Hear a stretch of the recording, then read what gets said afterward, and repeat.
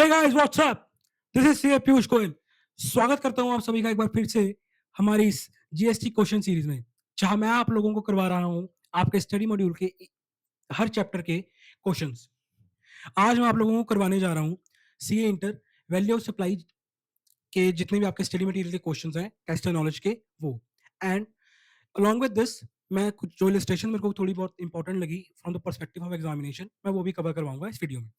सो बने रहिए मेरे साथ इस वीडियो के एंड तक और कंसेप्चुअली समझेंगे एक एक चीज को, मजा आने वाला है। So let's begin.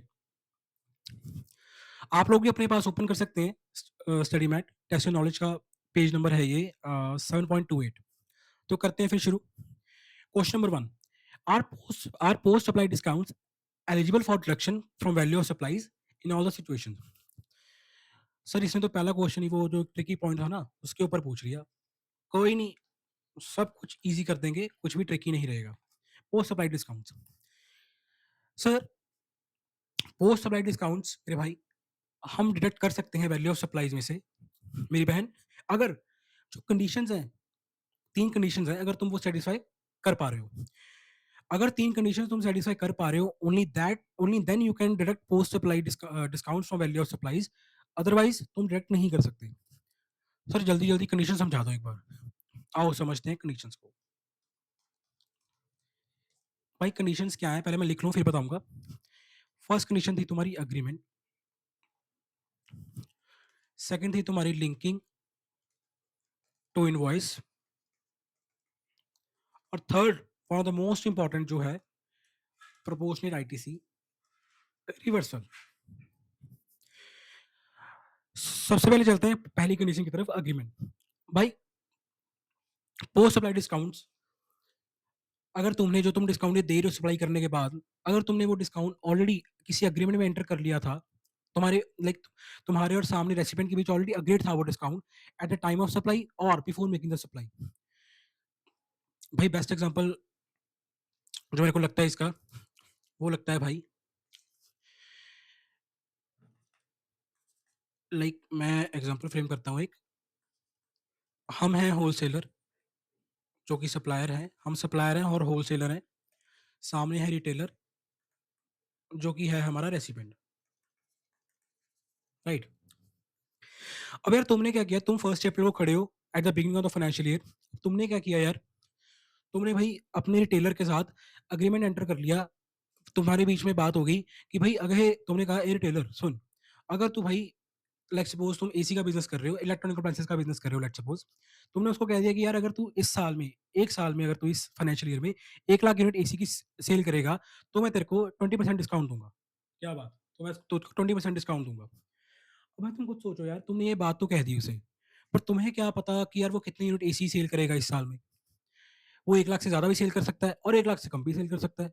50,000 होंगे, 60,000 होंगे, ठीक है, 1,20,000 होगा, कितना होगा तुम्हें क्या पता, यू नेवर नो।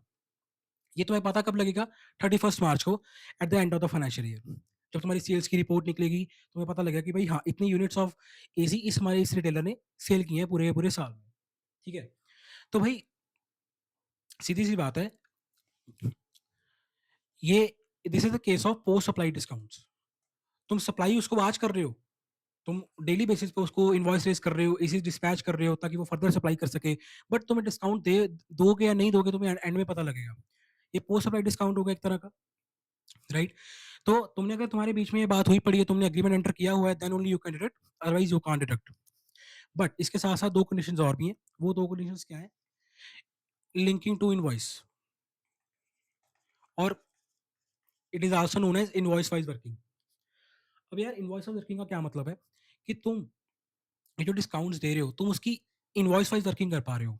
एग्जांपल लेता हूँ, अब तुम सोचो यार, जब तुमने उसको एसी सेल किए तो एक तुमने जितनी बार भी उसको एसी डिस्पैच किए होंगे पूरे साल में, ठीक है ना, तुमने उसको इनवॉइस रेस किया होगा, बिल काटा होगा तुमने, राइट।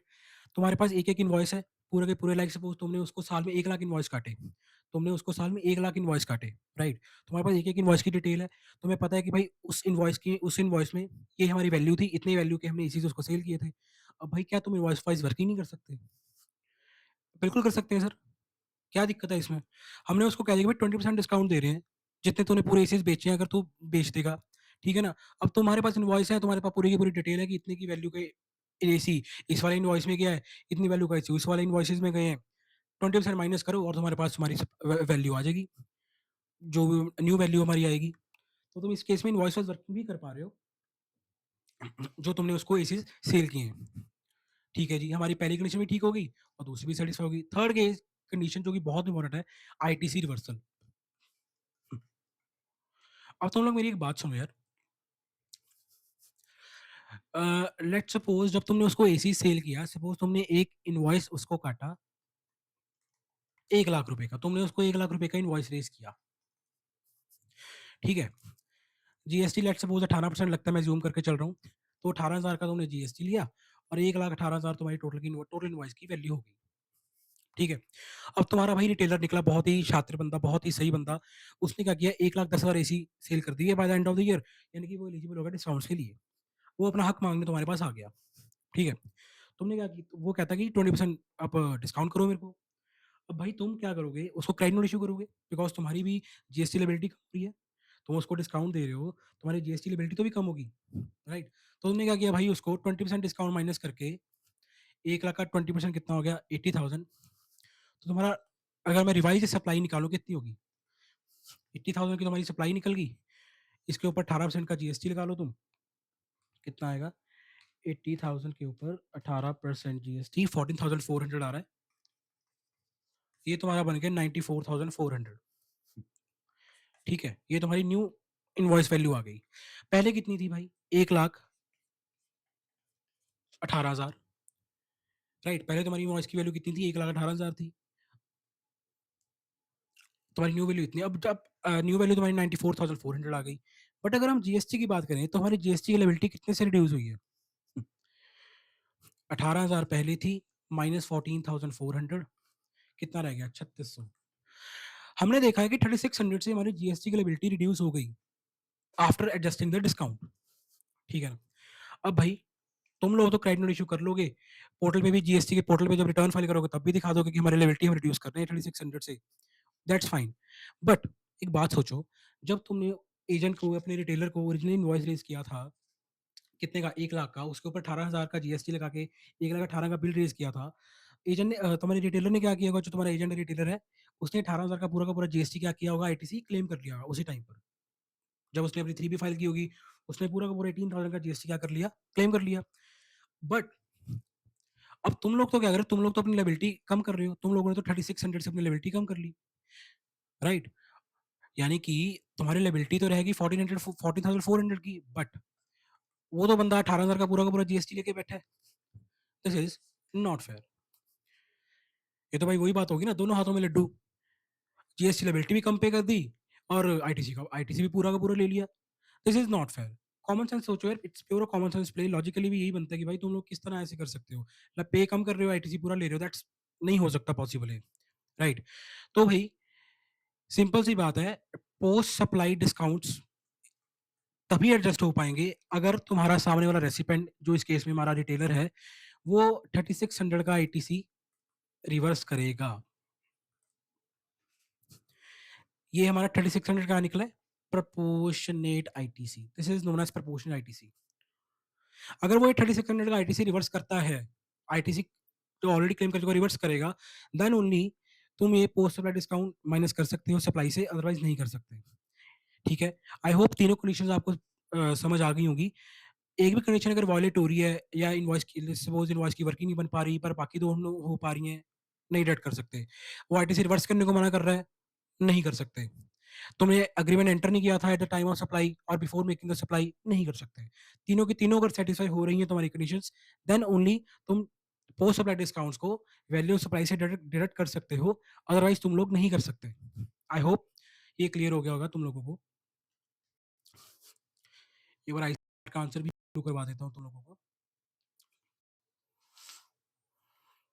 ये रहा, आईसी ने भी वही लिखा कि भाई पोस्ट सप्लाई डिस्काउंट से माइनस नहीं कर सकते, डिडक्शन नहीं कर सकते, सीधी सी बात है। But sir discounts are allowed as deduction अगर तुम एक कंडीशन सेटिस्फाई कर दोगे, राइट। कोई कंडीशन आए कि भाई एग्रीमेंट हो, लिंक इनवॉइस वाइज वर्किंग हो और आईटीसी भी रिवर्स हो रहा हो, वो प्रोपोर्शनेट। यार आप गो थ्रू कर लेना, कुछ भी नहीं है, वही कुछ है जो समझाया है।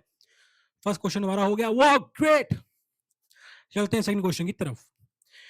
Consideration under GST law includes both monetary and non-monetary considerations. Okay. Discuss the correctness or otherwise of the statement with reference to the definition of term consideration provided under the CGST Act. Sir ये क्या क्या question? भाई question ये कह रहा है कि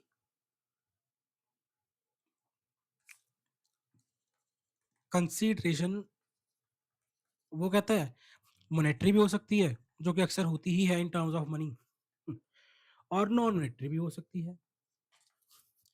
monetary तो आई थिंक मेरे को एक्सप्लेन करने की जरूरत नहीं है, पता ही है भाई. तुमने अपनी सर्विसेज दी, तुमने गुड सप्लाई की, उस बदले में सामने वाले बंदे ने तुमको पैसे दे दिए, वो तो होगी monetary consideration. I hope it will be clear. ठीक है. बात है सर नॉन मॉनेटरी कंसीडरेशन की. सर ये क्या बात बनी नॉन मॉनेटरी कंसीडरेशन?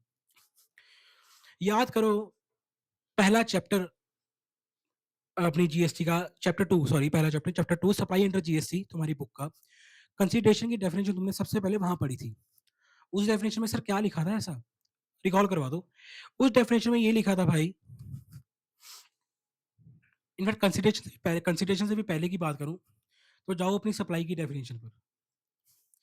सप्लाई की डेफिनेशन में तुमने ये लिखा था सप्लाई में, अगर तुम सेक्शन 7 पढ़ोगे, सप्लाई इंक्लूड्स, क्या इंक्लूड्स करती है sir? Sale, transfer, barter, exchange, lease, rental etcetera. Sir ये बार्टर और एक्सचेंज ये क्या था, एक बार रिवाइज करवा दो. ये बार्टर और एक्सचेंज ही मेरे भाई मेरी बहनों तुम्हारी है नॉन मॉनेटरी कंसीडरेशन.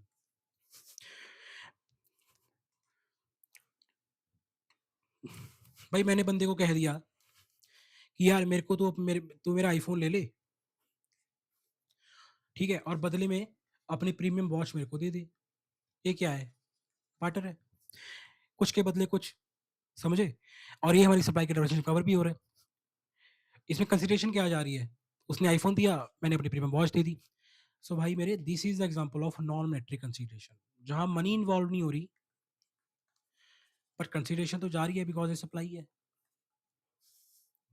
और एग्जांपल देता हूँ, एक्सचेंज. तुम गए भाई नया मोबाइल परचेज करने, तुम लोगों ने कहा कि भाई अब तो मैं आईफोन ही लूंगा, ठान लिया आईफोन लेने की, तुम लोग आईफोन लेने, तुमने कहा कि भाई मेरा आईफोन ले ले, मुझे नया वाला आईफोन दे दे जो लेटेस्ट मॉडल आया है, ठीक है, और मेरे पुराने वाला आईफोन रख ले. तुमने कहा कि यार तुम मेरा मुझे नया वाला मोबाइल दे दो और पुराने वाला आईफोन ले लो. समझे? अब ये क्या कर रहे हो तुम लोग? एक्सचेंज कर रहे हो. You are exchanging your goods and services, exchange कर रहे हो. तो this is example of non metric consideration. I hope आप लोगों को क्लियर हो गया होगा. सर फिर इसको हम वैल्यू कैसे करेंगे? लाइक ये मतलब आपने बता दिया ओके, बट इसके ऊपर जीएसटी कैसे लगेगा? बिकॉज पैसे तो हमें नहीं पता. तो मेरे भाई मेरी बहनों, उस चीज के लिए इसकी लाइक फर्दर इसके इसकी क्या किस तरह वर्किंग होती है, उसके लिए तुमको वेट करना पड़ेगा सीए फाइनल. जी हाँ, जल्दी जल्दी इंटर क्रैक करो, जल्दी जल्दी अपने एग्जाम्स को क्रैक करो. उसके बाद सीए फाइनल में आओ. सीए फाइनल में हम पढ़ेंगे वैल्यू ऑफ सप्लाई चैप्टर में rules for valuation in this case. ये आपके इंटर का सिलेबस नहीं है, सो मैं फर्दर डिस्कस नहीं करूंगा, ये सीए फाइनल का सिलेबस है. सो आई होप जितना रेलिवेंट था मैंने डिस्कस कर दिया. आई होप ये क्लियर हो गया होगा आपको. ये भी कंसिडरेशन जरूरी नहीं है लेकिन मॉनेटरी कंसिडरेशन ही हो. Consideration also includes non monetary consideration. आई होप ये क्लियर हो गया होगा. एक बार आईसीए का आंसर भी चेक करवा. सीए फाइनल में पढ़ना, रूल्स फॉर वैल्यूएशन पढ़ाऊंगा मैं सीए फाइनल में. चलिए क्वेश्चन नंबर 2 क्या था? ये था अपना, ये इसने सबसे पहले आंसर में कंसिडरेशन की डेफिनेशन को एक्सप्लेन कर दिया पूरा का पूरा. उसके बाद इन्होंने एडिशनली मनी के डेफिनेशन को भी एक्सप्लेन कर दिया कि as per the GST law money की डेफिनेशन होती क्या है. ये एक बार आप गो थ्रू कर लेना, वही कुछ है, ज़्यादा कुछ है नहीं है, समझा मैंने दिया. एंड इस तरह के question, theory question straight forward आएगा एग्जाम में, मेरे को तो नहीं लगता, ये मेरा पर्सनल ओपिनियन है. बाकी स्टिल एक बार रीड कर जाना, यू नेवर नो क्या आ जाए, बट चांसेस बहुत कम है. चलते हैं क्वेश्चन नंबर 3 के ऊपर. चलते हैं क्वेश्चन नंबर 3 के ऊपर.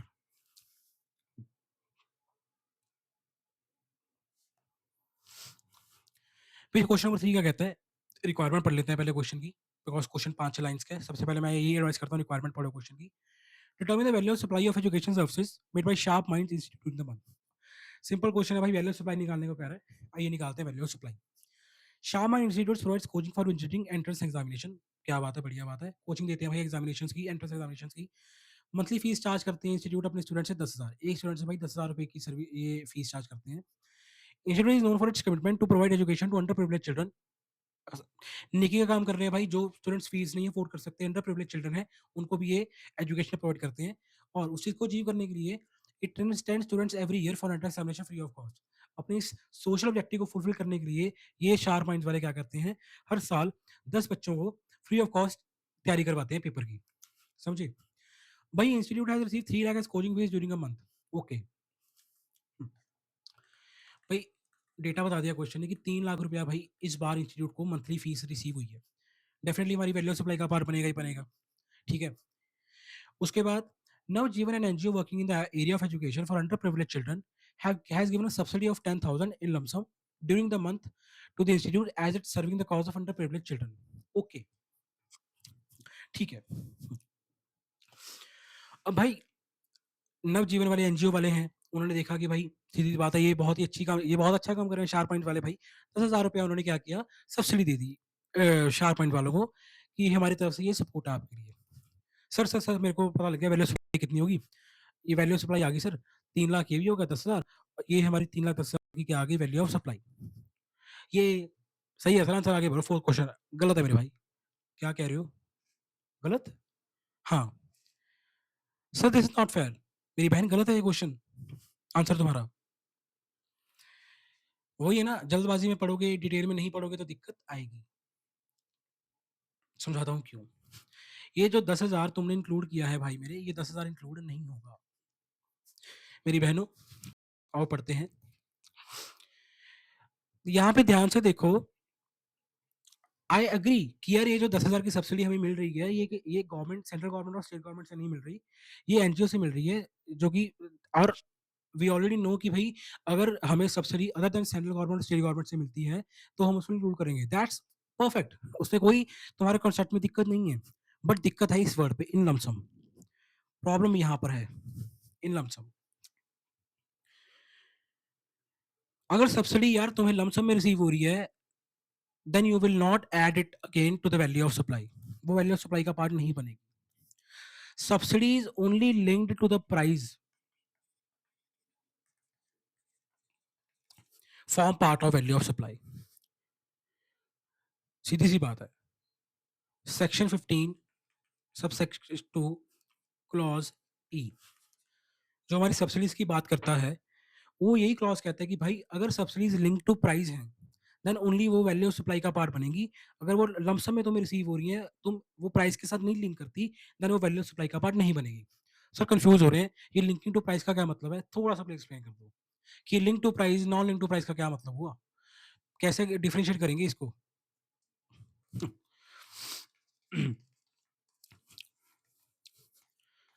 भाई तुम लोग सपोज कोचिंग, इसी एग्जाम्पल को कंटिन्यू कर रहा हूँ जो हमारी है, 10,000 रुपीज तुम लिखा हुआ था कि भाई वो एक बच्चे से चार्ज करते हैं अपनी फीस, राइट? भाई गवर्नमेंट ने देखा कि यार 10,000 थोड़ी ज़्यादा लग रही है, ये वो मार्केट इतनी कम, मार्केट लाइक बच्चे ज़्यादा हैं एग्ज़ाम को क्रैक करने वाले, और वो पर फीस अफोर्ड नहीं कर पा रहे हैं। तो गवर्नमेंट ने क्या किया कि गवर्नमेंट इनके पास आई, गवर्नमेंट कहती है कि भाई आप क्या करो, आप सिर्फ 6,000 रुपये ही फीस चार्ज करना, आप सिर्फ 6,000 रुपये फीस चार्ज करना, और जो 4,000 का आपका लॉस हो रहा है पर स्टूडेंट, वो हम बियर करेंगे, वी विल बियर। ऐसा मैं नहीं कह रहा मेरे भाई, गवर्नमेंट कह रही है। अब इस केस में तुम लोग देखोगे कि यार ये जो सब्सिडी है वो directly linked to the price है। मैंने 10,000 की प्राइस रखा, मैंने 10,000 की फीस चार्ज करता हूँ पर एक स्टूडेंट से मैं, राइट? पर गवर्नमेंट कहती है कि भाई ने आप 6,000 ही चार्ज करना, जो आपका 4,000 का लॉस हो रहा है वो हम बियर करेंगे, बट आप बच्चों को, ज्यादा से ज्यादा बच्चों को आप एजुकेशन की सर्विसेज प्रोवाइड करो, आप ज्यादा से ज्यादा बच्चों को कोचिंग दो, राइट? अब इस केस में मेरे भाई तुम देखोगे ये directly linked to the price है सब्सिडी।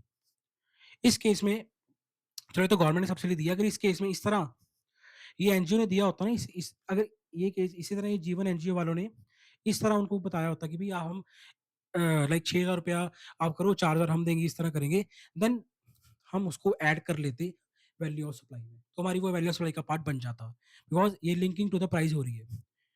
बट हमारे केस में भैया क्या कर रहे हैं जीवन एनजीओ वाले, जीवन एनजीओ वाले कह रहे हैं भाई इतना ना हमसे हो पाएगा, इतना हमसे हो पाएगा, हम तो भैया लमसम ही देंगे। तो अगर लमसम दे रहे हो ना यार, तो वो वैल्यू सप्लाई का पार्ट नहीं बनेगा। आई होप ये क्लियर हो गया होगा आपको। तो इस केस में मेरे भाई हमारी जो वैल्यू सप्लाई होगी वो कितने की होगी? 3 लाख। एक बार आंसर चेक करवा देना। ये देखिए क्या आ गई, 3 लाख हमारी वैल्यू ऑफ सप्लाई। क्यों? बिकॉज नॉट इंक्लूडेबल है, as it is given in lumpsum and not rated into the price. I hope आप लोगों को ये क्वेश्चन बिल्कुल क्लियर हो गया होगा, पर्पस इसके पीछे का, लिंकिंग टू प्राइस का क्या मतलब है। I hope.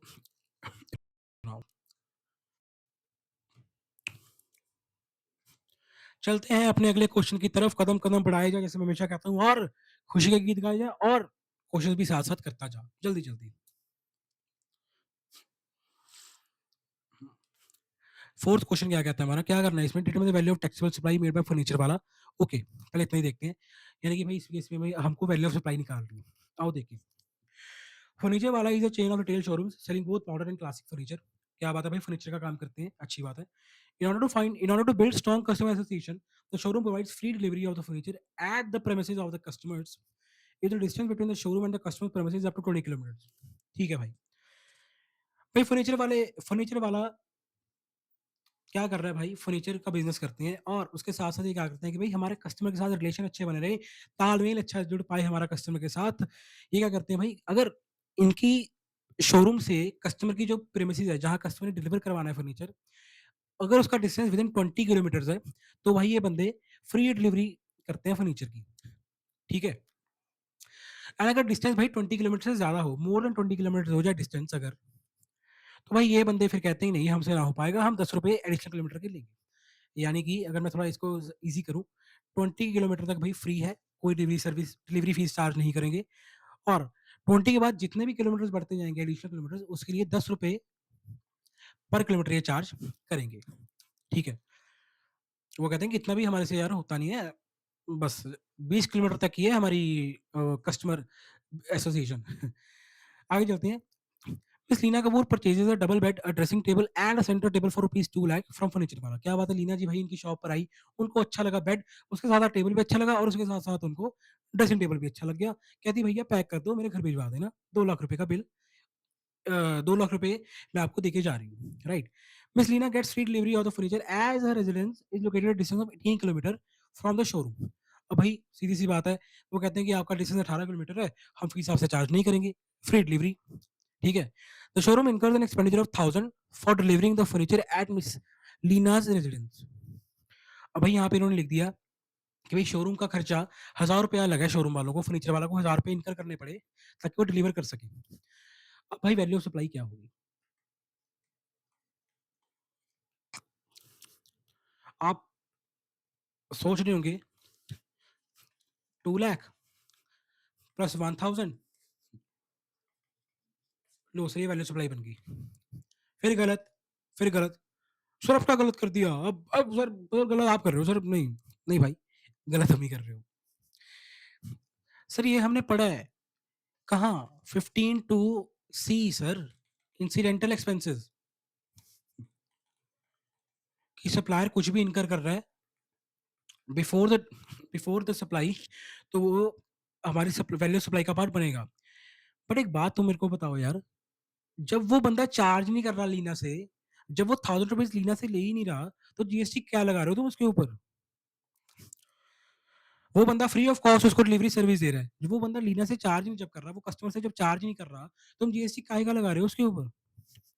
जीएसटी तो तब लगाना बनता है ना उसके ऊपर, टैक्स तो तब लगाओगे भाई जब उसको चार्ज, वो उसको, तुम खुद सोचो यार, it's totally common sense play again, कि वो जब खुद वो बंदा जीएसटी खुद वो खुद बंदा 1000 रुपए उससे ले नहीं रहा, खुद ले ही नहीं रहा 1000 रुपया, ऊपर से तुम टैक्स मांगने अलग से आ गए उसके ऊपर।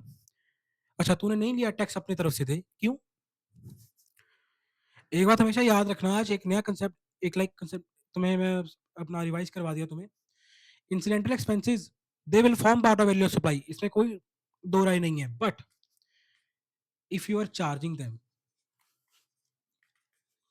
फ्रॉम द रेसिपिएंट, अगर तुम उनको चार्ज ही नहीं कर रहे सामने वाले कस्टमर से, तुम वो कैसे बन जाएंगे तुम्हारे वैल्यू ऑफ सप्लाई का पार्ट? कॉमन सेंस सोच के देखो तुम लोग।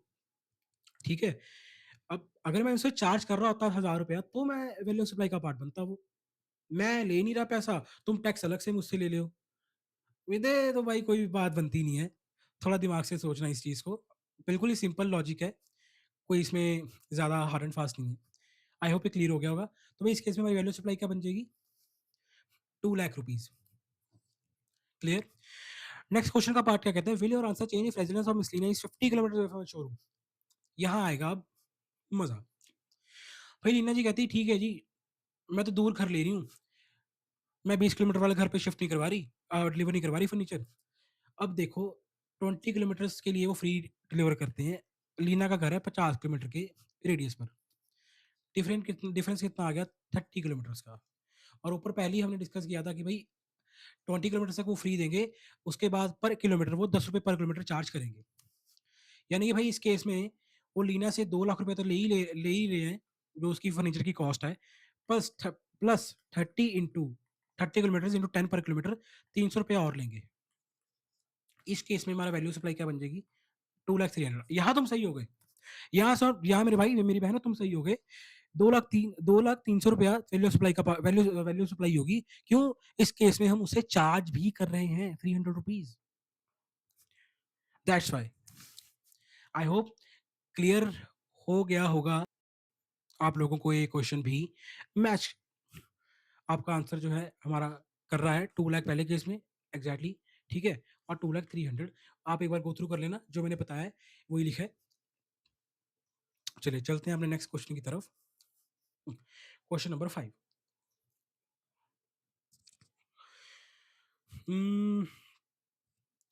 इसमें क्या करना है? इस कंपनी से argument correct in the light of section 15। देखते हैं भाई कंपनी की क्या आर्गुमेंट है, पढ़ते हैं। AKJ Foods Private Limited gets an order for supply of processed food from a customer, ठीक है। The customer wants the consignment tested for gluten and specified chemical residues, ठीक है भाई। AKJ Foods Private Limited does the testing before the supply and charges the testing fees for the same from the customer, ठीक है। AKJ Foods Private Limited argues that such testing fees should not form part of the consideration for the supply as a separate activity। Simple सा question है मेरे भाई। इस case में AKJ वाले कह रहे हैं गलत, दे आर रॉन्ग। ये पूछना हमने आर्गुमेंट करेक्ट है नहीं है? No, argument is not correct, argument is wrong. भाई मेरे, एनी एक्सपेंस, कोई भी एक्सपेंस अगर सप्लायर इनका कर रहा है बिफोर मेकिंग द सप्लाई और the time of making the supply, वो वैल्यू ऑफ सप्लाई का पार्ट बनेगा ही बनेगा। ये मैं नहीं कहता, सेक्शन 15(2) क्लॉज सी, जो कि आपका है इंसिडेंटल एक्सपेंसेस। कोई भी एक्सपेंस इनकर कर रहे हो यार तुम लोग, any expense that the supplier incurs for the supply of goods और सर्विसेज और बोथ एज द केस में be shall form part of value of supply. बस एक मेरी ये बात ध्यान अपने मन में बिठा लो, मैं दोबारा बोल रहा हूँ। Any expense incurred by the supplier to fulfill the supply of goods or services or both। Supply करने के लिए वो कोई भी एक्सपेंस इनकर कर रहा है मेरे भाई बिफोर द डिलीवरी, राइट, वो सप्लाई का पार्ट बनेगा ही बनेगा, वो वैल्यू सप्लाई का पार्ट बनेगा ही बनेगा। अब भाई सिंपल सी बात है, मेरी बात सुनो। कस्टमर ने उसको कह दिया कि भाई आप ग्लूटेन और केमिकल्स का टेस्ट करवाओ, उसके बाद हम आपसे आपका आपका फूड परचेज करेंगे, प्रोसेस फूड आपका परचेज करेंगे। अब भाई जब तक AKJ फूड वाले टेस्ट नहीं करवाते, ये केमिकल वाले टेस्ट नहीं करवाते, क्या कस्टमर उनसे परचेज करता? नहीं। कस्टमर ने भाई कंडीशन लगा दी ना, ये देखो कस्टमर ने कंडीशन लगा दी। अब सप्लायर को वो टेस्ट करवाना पड़ा अपने सामान को, अपनी डिलीवरी, अपनी सप्लाई को फुलफिल करने के लिए। That's why it will form part of value of supply. Regular class में तो मैं बहुत डिटेल में डिस्कस करता हूँ इस टॉपिक को, इंसिडेंटल एक्सपेंसेस वाले टॉपिक को। They I take multiple examples, but revision lecture है, क्वेश्चंस का लिमिटेशन है, तो मैं इससे फर्दर डीप डाइव इसको नहीं कर पाऊंगा। आई होप क्लियर हो गया होगा आप लोगों को। एक बार आंसर गो थ्रू सर करवा दो। अरे वही होगा। Since aggregate does the testing deliver goods, the charges will include the value of supply. बिल्कुल यही तो कहते हैं, राइट, वही प्रोविजन की वर्डिंग लिखी हुई है जो है।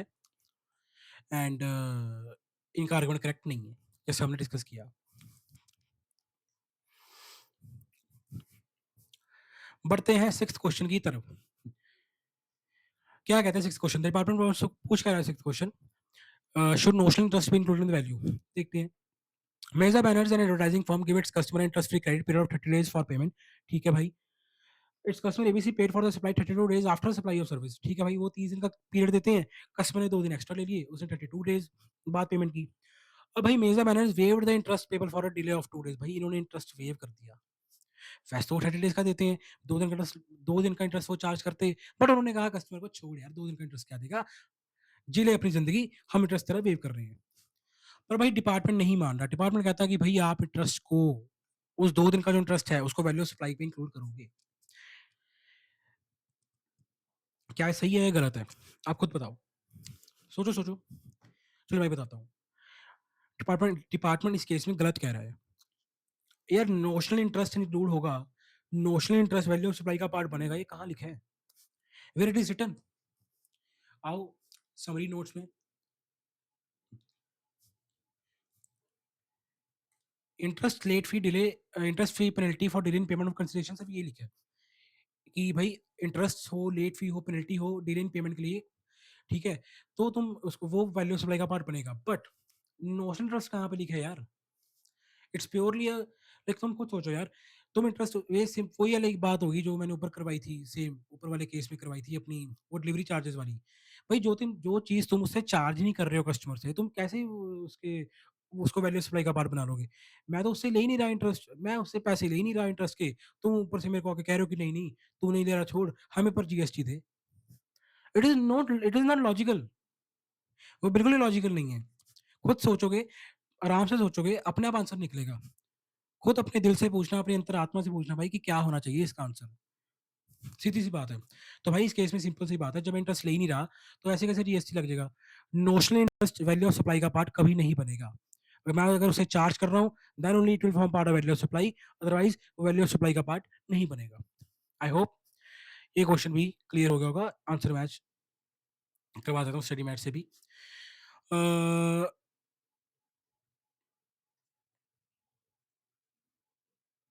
देखो,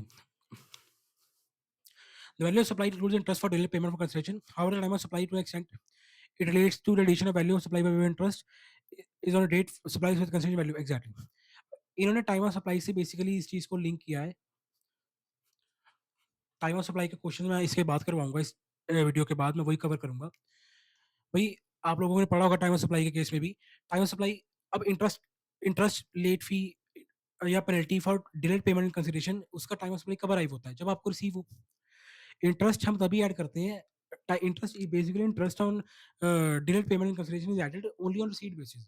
अगर मेरे को रिसीव हुआ है तो मैं ऐड करूंगा, जब तक मेरे को इंटरेस्ट नहीं रिसीव होता मैं ऐड नहीं करूंगा।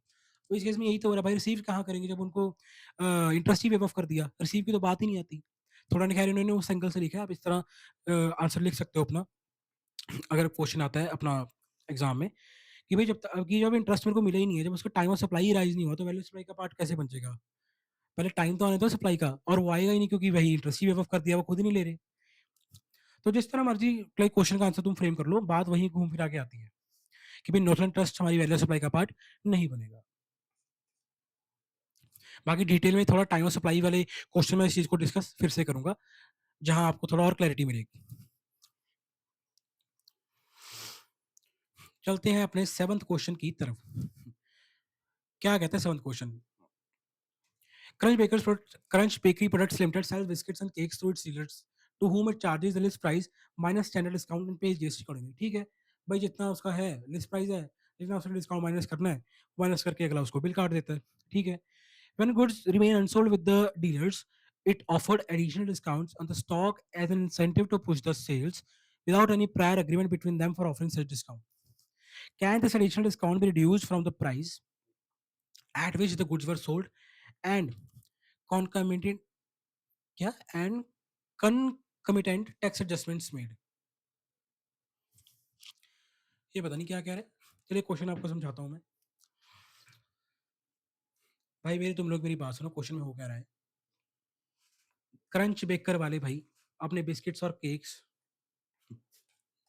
सपोज बी लिमिटेड है, ये क्रंच बेकर्स है भाई, ये अपने बिस्किट्स और केक्स भाई बी लिमिटेड को सेल करते हैं। लिस्ट प्राइस जितना है, एमआरपी यू कैन से, और जितना इन्होंने डिस्काउंट देना है अपना स्टैंडर्ड डिस्काउंट 10-15% जो भी है इनका होगा, 2% 5% माइनस करके ये बंदे इनको इनवॉइसेस कर देते हैं। अच्छा वाला बिजनेस चल रहा है। भाई जरूरी थोड़ी है कि जितना जितना ये माल सप्लाई कर रहे हैं बी लिमिटेड को क्रंची बेकरी वाले, उतना उनका sale B limited further sale करता रहे, जरूरी थोड़ी ना भाई। लेट्स सपोज भाई ब्रिटानिया वाले हैं, और तुम्हारे दुकान की किराना शॉप, लेट्स सपोज, थोड़ा प्रैक्टिकल एग्जांपल लेता हूँ, ब्रिटानिया वाले के किराना शॉप वाले, ठीक है। अब भाई बट सपोज मेरी एग्जांपल है, लाइक आई एम एज्यूमिंग कि अब लाइक, अब देखो ब्रिटानिया वाले जब इनको केक्स केक्स और बिस्किट्स किराने वाले को सेल कर रहे हैं, ठीक है ना, सपोज इन्होंने इनको 100 केजीज का केक और बिस्किट सप्लाई कर दिए। अब भाई जरूरी थोड़ी ना है कि 100 केजी का माल किराना वाला आगे अपने कस्टमर को सेल कर दे। अब हुआ क्या भाई, इनके पास 20 केजीज का माल इनके स्टॉक में रह गया, अनसोल्ड रह गया किराने वाले के पास, ठीक है। अब भाई 20 केजीज का माल उसके पास, किराने वाले के पास ऑलरेडी है। किराने वाला कहता ब्रिटानिया को कि भाई ऐसा कर, अभी माल मत भेजियो, अभी केक्स और बिस्किट्स मेरे को सेल मत करियो, पहले ये वाला जो ऑलरेडी स्टॉक है मैं इसको सेल कर दूं, फ्रेश स्टॉक लूंगा और उसके बाद फिर फर्दर तेरे से फर्दर सेल करूंगा। अब डिमांड इतनी है नहीं मार्केट में, अभी मेरे को माल मत भेज, मेरे पास ऑलरेडी 20 केजी स्टॉक पड़ा है। अब भाई ब्रिटानिया ने सोचा कि ये तो गलत बात है, ब्रिटानिया का बिजनेस वो हो रहा है। तो उन्होंने क्या सोचा कि यार ऐसा करते हैं, हम डिस्काउंट देते हैं, हम क्या करते हैं, इंसेंटिव देते हैं। इन्होंने कह दिया कि चल तू यार मेरे को पैसे मत दियो, तू मेरे से ऐसी ले ले, सपोज लेट सपोज ऐसी ले रहे हैं, बहुत मतलब कंसेशन रेट पे दे दिया, पैसे तो चार्ज करेंगे। सपोज दे दिया कि अगर लाइक 100 रुपीज का पैकेट है तो मेरे से 40 रुपीज में ले ले, 60 रुपीज डिस्काउंट, इंसेंटिव दे रहे हैं बेसिकली उनको किसी भी तरह से। इसीलिए क्वेश्चन हम ये पूछ रहे हैं कि क्या ये जो इंसेंटिव मिल रहा है बेसिकली, जैसे हमारे केस में क्रंच बेकर वाले दे रहे हैं, कि क्या ये पोस्ट सप्लाई डिस्काउंट ही होगा एक तरह का, सप्लाई ऑलरेडी वो कर चुका था, सप्लाई करने के बाद वो डिस्काउंट ऑफर कर रहा है, तो क्या ये पोस्ट सप्लाई डिस्काउंट हम माइनस कर सकते हैं? याद करो 3 कंडीशन जो मैंने तुम्हें इस वीडियो के पहले क्वेश्चन में समझाई थी। एग्रीमेंट हो, लिंकिंग टू इनवॉइस हो, एंड प्रोपोर्शनल आईटीसी रिवर्स हो रहा हो बाय द रेसिपिएंट। भाई क्वेश्चन क्वेश्चन चीख चीख के क्वेश्चन एक्सप्लिसिटली बता रहा है कि यार without any prior agreement between them, agreement नहीं है, जो मेरी पहली कंडीशन वॉलेट होगी, क्या मैं दूसरी चेक करूंगा, क्या मैं तीसरी चेक करूंगा? आंसर इज नो, बिकॉज तीनों सेटिस्फाई होंगी तभी तो आऊंगा ना, जब एक ही वॉलेट होगी तो क्यों चेक करनी भाई दूसरी दो कंडीशन भी? तो भाई मेरे पोस्ट सप्लाई डिस्काउंट्स इस केस में रिड्यूस नहीं हो पाएंगे from the price of goods.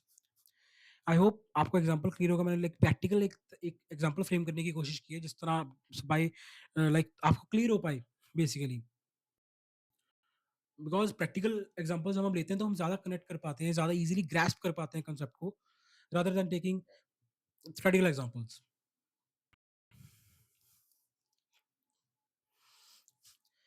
The discounts for non-known or agreed at the time of supply of goods, therefore in terms of 15(3), the said discounts cannot be reduced from the price on which tax has been paid. वही बात है भाई, reduce तुम नहीं कर सकते। आइए चलते हैं अपने 8th क्वेश्चन की तरफ, जल्दी जल्दी करते हैं इस चैप्टर को भी क्लोज। करना क्या है भाई इस रेड पेपर वाले क्वेश्चन में, calculate the total value of taxable supplies made by red paper in the month of March. Value of supply calculate करने को क्या है, ठीक है कर देते हैं। Red paper limited Delhi registered supplier manufactures taxable goods, ठीक है जी। It provides the following details of the taxable interest rate supply, okay. भाई सिंपल सी बात है, वैल्यू सप्लाई कैलकुलेट करनी है, साथ साथ करते रहेंगे, इजी रहेगा। List price of taxable goods supplied include हो गई होगा, मैं सर्कल कर रहा हूँ, जो इंक्लूड होगा 15 लाख रुपीज इंक्लूड होगा, answer is yes. List price भाई तो इंक्लूड हो गई होगा, ठीक है। Price linked subsidy received from the central government for supply of taxable goods to government school exclusive related supply goods included serial number 1। भाई साहब बता दिया उन्होंने, क्वेश्चन बिल्कुल ही क्लियर कर दिया कि गवर्नमेंट से सब्सिडी मिली है और प्राइस लिंक्ड सब्सिडी है, तो क्या ये वैल्यू सप्लाई का पार्ट बनेगा? आंसर इज नो, इसको हम इंक्लूड नहीं करेंगे। ये तो हमारा कहता है बेसिकली 15(2)(e), ठीक है। कोई डाउट होना नहीं चाहिए इस केस में, मैंने ऊपर भी बताया था, लिंकिंग प्राइस का कंसेप्ट समझाया था पहले। Third point, price linked subsidy received from NGO. अब भाई सिंपल सी बात है, एनजीओ से सब्सिडी मिल रही है, प्राइस लिंक ऊपर वाले जो क्वेश्चन था हमारा वो अपना जीवन एनजीओ वाला, उस केस में लमसम थी इसलिए हमने इंक्लूड नहीं किया था, ठीक है। बट इस केस में हम इंक्लूड करेंगे, क्यों? प्राइस लिंक सब्सिडी है, ठीक है ना। Tax level municipal authority 15(2)(a) लग गया इस केस में। क्या कहता है 15(2)(a), section 15 clause 2 clause A, sub clause A, क्या कहता है भाई इस केस में? Any tax duty cess fee other than GST shall form part of value of supply, ठीक है ना। भाई टैक्स म्युनिसिपल अथॉरिटी ने टैक्स लेवी किया है और हम कस्टमर से चार्ज कर रहे हैं, तो ठीक है भाई, वैल्यू सप्लाई का पार्ट बन जाएगा, इसमें कोई दिक्कत ही नहीं है, ठीक है। Packing charges 15(2)(c). सर क्या कहता है ये सेक्शन? मेरे भाई भूल जाते हो इतनी जल्दी। इncidental expenses, any expense incurred by the supplier before making the supply shall form part of value of supply। Packing charges भी इंक्लूड करेंगे। उसके बाद क्या है, late fees paid by the recipient of supply for delayed payment of consideration. Okay sir, 6,000 include कर लो। पता ही है सर, आपने पता ही है हमें कि सर 15(2) लग रहा है सर इस पे। इंटरेस्ट कह लो, लेट फी कह लो, फॉर डिलेड पेमेंट कंसीडरेशन, हमें पता है कि वैल्यू सप्लाई का पार्ट बनता ही बनता है, सीधी सी बात है। ठीक है, और सर इस केस में तो वो चार्ज भी कर रहा है, देखो सीधी बात है, रेसिपिएंट ने पे कर दिया। ठीक है ना सर, इस केस में आप कुछ नहीं कर सकते। थोड़ा सा मेरे भाई तुम सब बिल्कुल सही जा रहे हो, बट थोड़ा सा इस केस में भी ट्विस्ट है। ध्यान से पढ़ो अगली line. Recipient has agreed to pay 6,000 lump sum and no additional amount is payable by him over and above such amount। भाई रेसिपिएंट कहता भाई 600 रुपया मैं तेरे को दे रहा हूँ लेट फीस का, और मैं तुझे और कुछ नहीं पे कर रहा हूँ, बस लमसम में 6,000 रुपया पकड़ और अपना काम खत्म। भाई बड़ी ये क्या बात बनी? 6,000 तो वैल्यू ऑफ सप्लाई का पार्ट बनेगा, और इसके ऊपर जीएसटी भी लगेगा, जो कि हमारे केस में दे रखा है 18%। यानी कि सर 6,000 के ऊपर 18% जीएसटी तो लगेगा, और जो वो 18% जीएसटी लगेगा, कितना आ गया ये? 6,000 का 18% कितना हो गया? 1080। सर ये तो भी कस्टमर से लेंगे? नहीं, इस केस में हम कस्टमर से रिकवर नहीं कर पा रहे। क्यों? उसने लिख दिया कि भाई कस्टमर ने लम सम में, यही हमारे बीच अग्रीमेंट हुआ कि भाई कस्टमर कहता है लम सम में 6,000 रुपया दूंगा, इसी में तेरा जीएसटी है और इसी में तेरा लेट फीस है। क्या कैसा दोबारा बोलना? इसी में तेरा जीएसटी है एंड इसी में तेरी लेट फीस भी है। मतलब यहाँ पर हम करेंगे मेरे भाई रिवर्स कैलकुलेशन।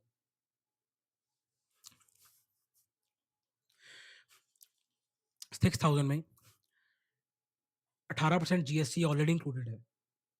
लेट फीस के ऊपर जो जीएसटी हम चार्ज करते हैं कस्टमर से, वो हम इज्यूम करके चलेंगे कि ऑलरेडी इंक्लूडेड है। इनफैक्ट इज्यूम भी क्यों करेंगे? इज्यूम करने की बात भी नहीं हो रही, क्वेश्चन ने साफ लिख ही दिया कि लमसम में है। इट्स ऑलरेडी इट्स डीम्ड कि भाई अगर लमसम में है, वो ऑलरेडी पे नहीं कर रहा। देखो, and no additional amount is payable by him over and above, कुछ नहीं और पे करेगा, मतलब जीएसटी सरकार को देनी ही है ना यार, सीधी सी बात है। तो अब यही मान के चलेंगे कि 6,000 में ही जीएसटी इंक्लूडेड है, बस ठीक है।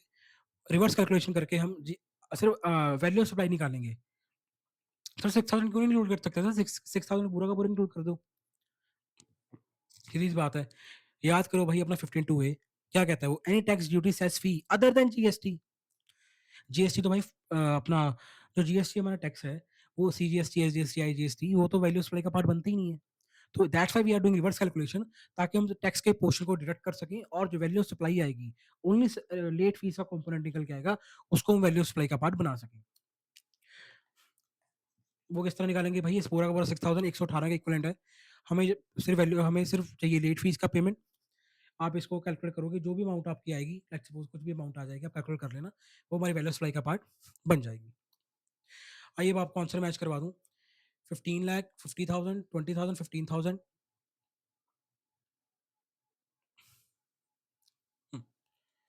यही था हमारा, बिल्कुल था। ये नेल्स था क्योंकि गवर्नमेंट से मिली है। 50,000 भी हमने ये लिखा था, ये भी मैच है। लेवल ऑफ म्यूनिसिपैलिटी ये भी ठीक है, पैकिंग चार्ज ये भी ठीक है, और ये हमारी जो कैलकुलेशन करके आप करोगे 118 से डिवाइड, तो हमारी ये अमाउंट आ जाएगी, ये जो हमने बैक कैलकुलेशन की है। आई होप ये क्लियर होगा, और ये हमारी टोटल वैल्यू ऑफ सप्लाई आ गई 15,90,000 की। आई होप ये रिवर्स कैलकुलेशन का आपको लॉजिक समझ आया होगा कि हम क्यों रिवर्स कैलकुलेशन कर रहे हैं।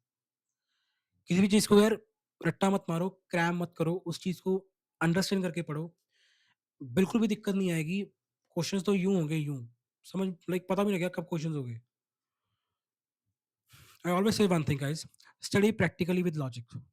हर एक चीज़ का लॉजिक समझ के पढ़ो, हर एक चीज़ को रीजनिंग समझ के पढ़ो, हर एक चीज़ की कि भाई इसके पीछे की रीजनिंग क्या होगी, and literally you will enjoy अगर इस अप्रोच से पढ़ोगे। कोई भी सब्जेक्ट हो, I am not talking only about GST, accounts पढ़ रहे हो, ऑडिट पढ़ रहे हो, कुछ भी पढ़ रहे हो, लॉजिक समझ के पढ़ो। 9 क्वेश्चन क्या है? मैसेज देख लें यार, करना क्या चाहता है। वैल्यू सप्लाई निकालनी है इसकी में भी, मैं आपको ऐसे जल्दी-जल्दी करवा देता हूँ। Price of the machine include होगा, 100% इंक्लूड होगा sir. Third party inspection charges, such charges were payable by messrs Flow Pro, but the same have been directly paid by BP limited to the inspection agency. Sir ये आपका लग गया 15(2)(b). Sir ये क्या कहता है, ध्यान से सुनना मैं जो बोलने जा रहा हूँ।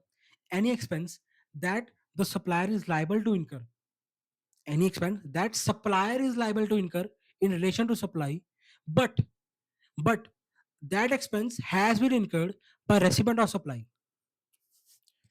इनकर सप्लायर ने करना था, लाइबिलिटी सप्लायर की थी कि सप्लायर पे करेगा, बट सप्लायर ने इनकर नहीं, सप्लायर की जगह रेसिपिएंट इनकर कर दिया, that expense shall form part of value of supply. ये मैं नहीं कहता, 15(2)(b) कहता है। यही हो रहा है। अब भाई इस केस में मेरी बात सुनो, सप्लायर कौन है? Flow pro. रेसिपिएंट कौन है? BP limited. अब भाई लाइबिलिटी फ्लो प्रो की थी, ये देखो, were payable by Flow Pro, but pay किसने कर दी? बीपी ने। तो भाई वैल्यू सप्लाई का पार्ट बनेंगे, 100% बनेंगे। फ्रेट चार्जेस बनेगी। इंसिडेंटल एक्सपेंसेस वाला पॉइंट आ गया आपका 15(2)(c). Subsidy received from state government on sale of machine and skill development project, subsidy directly link to the price. क्या इंक्लूड होगी? नो, बिकॉज गवर्नमेंट से मिली है, लिंक टू प्राइस है, सो इसको हम इंक्लूड नहीं करेंगे। डिस्काउंट 2% देंगे on the price of machine. Easy question है, कुछ भी नहीं था इस केस में। आई होप ये क्वेश्चन भी आप लोगों को क्लियर हो गया होगा, बहुत इजी क्वेश्चन है। आंसर आपको एक बार आंसर दिखा देता हूँ इसका। वही 25,000 भी आ गया, 5 आ गया, 2,000 आ गया, टोटल 32,000 आ गया, 500 का डिस्काउंट। अब ये चीज मेरी याद रखना भाई, कई बच्चे क्या करते हैं यार, जल्दबाजी हम क्या करते हैं, इन का टोटल किया, कितना आ गया? 32,000, इसके ऊपर 2% लगा दिया, और जो डिस्काउंट आएगा वो माइनस करके वैल्यू ऑफ सप्लाई निकाल ली। That is wrong. क्वेश्चन में क्या लिखा है? फिर से पढ़ो, फिर से पढ़ो। 2% डिस्काउंट देना है मेरे भाई on, sorry, on the price of the price mentioned serial number 1, यहाँ पे इस प्राइस पे। तो भाई डिस्काउंट जब कैलकुलेट करोगे 25,000 के ऊपर 2% करोगे, ना कि इन टोटल करके करोगे। ये बहुत छोटी छोटी चीजें थी, really minute things, but exam में यही माइन्यूट थिंग्स अगर आप इनको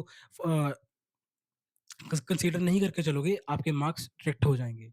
तो प्लीज गाइज ध्यान से क्वेश्चन को पढ़ना जब भी एग्जाम में कर रहे हो क्वेश्चन, ताकि आपका क्वेश्चन गलत ना हो। क्वेश्चन में कुछ नहीं है, तुम कुछ सोचो यार इस क्वेश्चन में क्या था, कुछ भी क्वेश्चन नहीं है भाई, छोटा पैकेट बड़ा धमाका कहता हूँ इस क्वेश्चन को। पॉइंट इतने सारे डाल देते हैं, ठीक है, हमें लगता है कि पता नहीं क्या ही पूछ लिया यार, ये कितना सारा कुछ लिखा हुआ है, बट है कुछ नहीं। ये छोटा सा एक पॉइंट डाल दिया 2% वाला, जो थोड़ा ध्यान रखने वाली बात है, तो कुछ नहीं था। 10th क्वेश्चन, इसमें भी आई थिंक वैल्यू सप्लाई कह रहा होगा, टेबल सा बना हुआ है। ये वैल्यू सप्लाई बनना है, वैल्यू सप्लाई ही कैलकुलेट करना है, और इसमें लिख दिया कि price of goods in net of subsidy received, यानी कि भाई जो भी हमारी गुड्स का प्राइस आ रहा है उसमें से ऑलरेडी सब्सिडी माइनस हो चुकी है, वो नेट ऑफ सब्सिडीज आ रहे हैं, ठीक है, यानी कि आफ्टर डिडक्टिंग सब्सिडी ये प्राइस दिया गया है जो भी गुड्स का दिया गया। Price of the goods include होगा, बिल्कुल होगा। टैक्सेस इंक्लूड होंगे, बिल्कुल होंगे। 15(2)(a), सर हर का सेक्शन लिख रहे हो, ऊपर वाले से सेक्शन क्यों नहीं लिख रहे आप, वो प्राइस वाले का 15(1), 15(1) ये कौन सा sir? Transaction value. Price of the goods कहाँ इंक्लूड होगा, कहाँ लिखा है? ये ट्रांजैक्शन वैल्यू में लिखा है। इंस्पेक्शन चार्जेस इंक्लूड होंगे, incidental expenses 15(2)(c). Subsidy received from Shri Ram trust, भाई अभी आ गया other than central government state government, subsidy directly link to the price, subsidy link to the price भी करती है, अदर देन सेंट्रल गवर्नमेंट और state government है, इंक्लूड करेंगे, इंक्लूड करेंगे। Late fees for delayed payment of GST 1,000 rupees. क्या लिख रहे हैं? Shri Balram limited paid the late fees, however these charges were ultimately paid by Shri Krishna private limited and the amount was refunded to Shri Balram during the same month. ऐसा same question ऊपर कर चुके हैं, किसी क्वेश्चन में कोई नंबर नहीं आ रहा, बट मैं एक्सप्लेन किया कि भाई जहाँ वो लेट फीस वेव कर दिया, क्या इंक्लूड होगा? नहीं होगा। लॉजिक आपको बता चुका हूँ, जब हम चार्ज नहीं कर रहे तो क्यों करेंगे, लेंगे उनसे फीस लेंगे, ठीक है। पेमेंट चार्जेस इंक्लूड होगा 15(2)। एक मिनट, अच्छा ठीक है भाई, ये वही वाली बात आ गई, पे करने थे भाई श्री कृष्णा ने, कर भैया बलराम ने दिए। 15(2)(b) लाइबिलिटी सप्लायर की थी, बट पे किसने कर दिए? रेसिपिएंट ने। हमें कोई फर्क नहीं पड़ता भाई, हमें कोई फर्क नहीं पड़ता, तुम्हारी लाइबिलिटी थी, तुमने नहीं पे किए, वो तुम्हारी गलती है, हम तो उसमें वैल्यू सप्लाई का पार्ट बनाएंगे, और ये लॉजिकल भी है, स्ट्रॉइड लॉजिकल। रेगुलर क्लासेस में पूरा हम डिटेल में डिस्कस करता हूँ मैं एक-एक चीज़ को कि यार क्यों ऐसा हो रहा है या नहीं हो रहा। बट रिवीजन क्लासेस में इतना डीप डाइव नहीं कर पाऊँगा due to limitation of the time. But ठीक है, ये आपकी वैल्यू सप्लाई का पार्ट बन जाएगा। आप इसका आंसर मैच कर सकते हैं सही मैथ से। इट्स अ ईज़ी क्वेश्चन, ऊपर क्वेश्चंस की तरह ही है, कुछ इसमें खास इतना है नहीं है। 11th क्वेश्चन, यार 11th क्वेश्चन भी मेरे को बिल्कुल सेम ही लग रहा है, इसमें ज़्यादा कुछ खास लग नहीं रहा। प्राइस इंक्लूड हो जाएगा, ये भी इंक्लूड हो जाएगा, इंस्टॉलेशन चार्जेस, डिस्काउंट सेम ऊपर की तरह ही है, ठीक है। जिस वाले वही है 15 बी लग जाएगा, सीधी-सी बात है 20,000 का जो है इसमें, राइट। एंड ये एडिशनल डिस्काउंट है, पोस्ट अप्लाई डिस्काउंट है in fact, paid on additional purchase of the other machinery and without an individual रुको यार मैं करवा ही देता हूँ इस क्वेश्चन को भी, छोड़ो, 2 मिनट की बात है।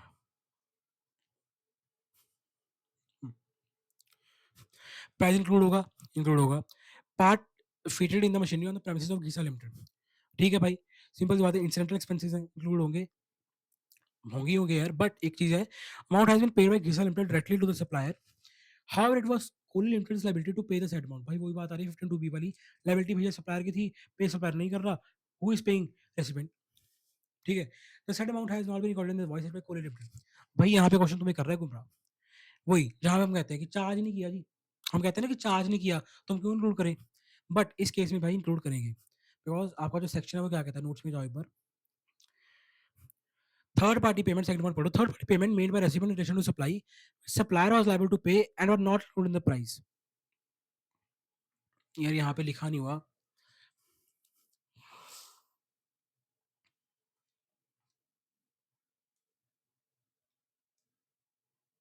यहाँ पे नोट्स में मेंशन किया नहीं हुआ, बट गाइस मैं आपको लोगों को बता रहा हूँ, थर्ड पार्टी पेमेंट्स जो होती हैं, अगर वो लायबिलिटी सप्लाई रेसिपिएंट पे करता है, नो मैटर आप इनवॉइस में चार्ज कर रहे हो नहीं कर रहे हो, it will form part of value of supply, इस चीज़ को याद रखना। तो ये भी आएगा, ये भी आएगा, नोट्स में मेंशन करना भूल गया, ये भी आएगा, right.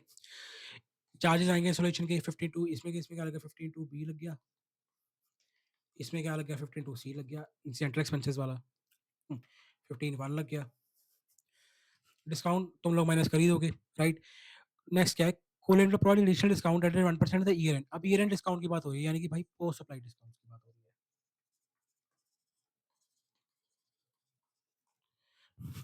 based on additional purchases of other machinery for which adjustment is made at the year end of the financial year without any change in the individual transactions,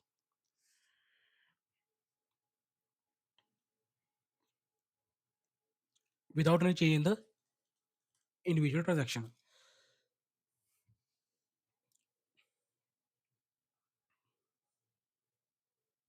अब तुम खुद मेरे को एक बात बताओ, क्या ये डिस्काउंट अलाउड होगा, पोस्ट सप्लाई डिस्काउंट है, क्या ये डिस्काउंट अलाउड होगा, answer is no, answer is no.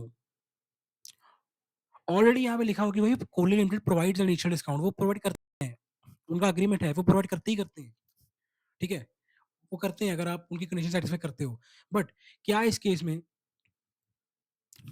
हम इनवॉइस वाइज वर्किंग कर पा रहे हैं, याद करो 3 कंडीशंस थी, आईटीसी वाली भी थी, इनवॉइस वाली लिंकिंग टू इनवॉइस की थी, और अग्रीमेंट थी, अग्रीमेंट नहीं था। तो भाई क्वेश्चन ने साफ मेंशन कर दिया ये लास्ट लाइन में, adjustment is made and without any change in individual transactions. भाई हम इनवॉइस वाइज वर्किंग नहीं कर पा रहे, ये चीज ये सिग्निफाई कर रही है, जो लाइन है लास्ट वाली, ये इस तरफ इशारा कर रही है कि भाई इनवॉइस वाइज वर्किंग हम नहीं कर पा रहे हैं।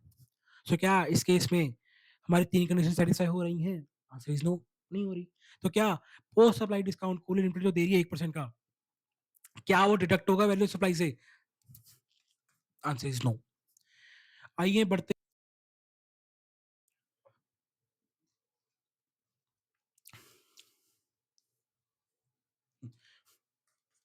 वही सेम चीज है, राइट, ये भी इंक्लूड होगा, ये भी इंक्लूड होगा, माइनस करेंगे इनफैक्ट डिस्काउंट, और ये नील क्यों, not link to specific transaction, हम इनवॉइस वाइज वर्किंग ही नहीं कर पा रहे, ठीक है ना, लिंकिंग ही नहीं हो पा रही इनवॉइस वाइज की, तो भाई हमारी कंडीशन वायलेट हो गई, that's why we will not deduct it from value of supply. So guys ये खत्म होता है यहाँ आपका chapter value of supply under GST, one of the most easiest and scoring chapter मेरे हिसाब से। तो एक इलस्ट्रेशन मैं करवाना चाहता हूँ बस, इसके अलावा जो मुझे लगती है इंपॉर्टेंट है from the perspective of examination, आप लोग आओ भाई अपने पेज नंबर हम्म, हम्म, हम्म,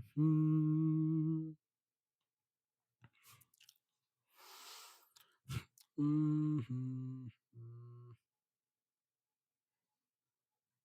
इलस्ट्रेशन 2 पे पेज नंबर है यार इसका 7.25। यार इस केस में सर मेरे को तुमको एक चीज डिस्कस करवानी है इंटरेस्ट वाली, बाकी सब कुछ सेम ही है, तुम लोग कर ही लोगे, बहुत एग्जांपल्स हम कर चुके हैं। लास्ट में पढ़ो क्वेश्चन की, Newman private limited delayed the payment of consideration and thus paid 15,000 interest. Payment late कर दी भाई, पैसे नहीं दिए, लेट लेट पैसे दे रहे हैं, तो भाई 15,000 का इंटरेस्ट उन्होंने पे कर दिया, राइट। अब यार तुम मेरी बात सुनो, इस केस में क्वेश्चन ने बिल्कुल भी कहीं इन्होंने मेंशन नहीं किया क्वेश्चन में कि भाई क्या 15,000 के ओवर एंड अबव कोई अमाउंट देगा, या जैसे हमने नीचे क्वेश्चंस किए हैं टी वाई के में, तो जिसमें क्वेश्चन स्पेसिफिक मेंशन कर रहे हैं चीज कि भाई वो लमसम में हमें 6,000 रुपीज या इतने रुपीज पे कर चुका, ओवर एंड अबव इससे कुछ नहीं और देगा। हमें क्लियर था यार माइंड में कि यार हाँ इसके बीच में इंटरेस्ट ऑलरेडी इंक्लूडेड है, बिकॉज वो और कुछ दे ही नहीं रहा, तो हमने बैक कैलकुलेशन की थी। अब इस केस में क्वेश्चन नहीं स्पेसिफाई कर रहा कि यार इस केस में क्या इंटरेस्ट इससे इंक्लूडेड है या नहीं है। इस केस में आपकी प्योरली है जम्पशन।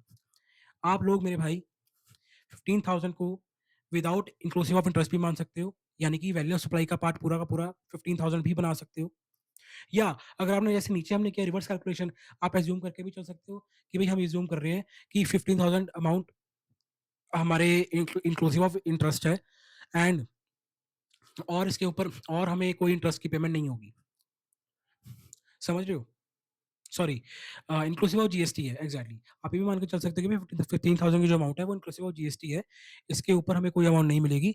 आप ये भी मान के चल सकते हो कि 15,000 नहीं है, जीएसटी एक्सक्लूसिव ऑफ जीएसटी है, कि 15,000 तुम्हारे इंटरेस्ट की पेमेंट है, लेट फीस लिया हमने, उससे इंटरेस्ट लिया लेट पेमेंट के लिए, इसके ऊपर हम अलग से जीएसटी चार्ज करेंगे जो कि हम उससे लेंगे।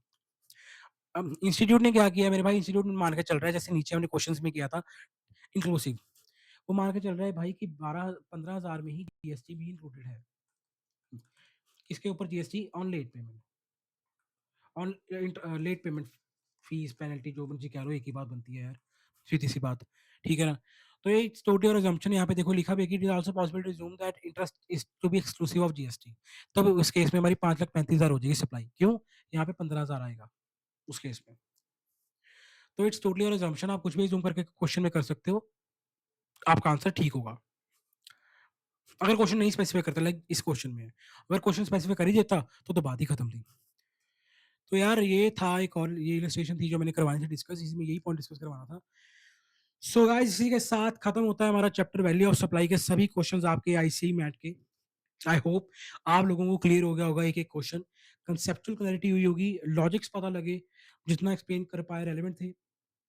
ज्यादा डीप डाइव नहीं कर सकता because it's I will again से इट्स क्वेश्चन रिवीजन लेक्चर, मैं ज्यादा डीप डाइव नहीं कर पाऊंगा और लॉजिक्स में और रीजनिंग में नहीं जा पाऊंगा, बट जितना मैं एक्सप्लेन कर पा रहा था, ठीक है, I have explained it.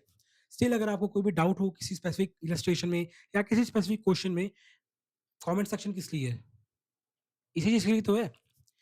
And एक और चीज गाइस, मैं ये देख पा रहा हूँ, मैं ये नोट कर रहा हूँ यार, तुम लोग मेरी वीडियो तो देख रहे हो, बट तुम क्वेश्चन भी कर रहे हो, बट सब्सक्राइब क्यों नहीं कर रहे, लाइक क्यों नहीं कर रहे मेरे भाई, मेरी बहनों, लाइक क्यों नहीं कर रही तुम मेरी वीडियो, अपने भाई की वीडियो क्यों नहीं लाइक कर रही तुम लोग?